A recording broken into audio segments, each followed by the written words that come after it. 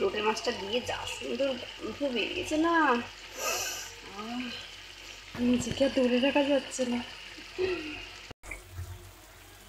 তার সঙ্গে যদি পরে একটু ধনে পাতা, আর তো কোনো কথাই নেই। বেশ ষোলো পূর্ণ হেব্বি সুন্দর গন্ধ বেরোচ্ছে, কখন খাবো, আমার আর তর্স হয়েছে না।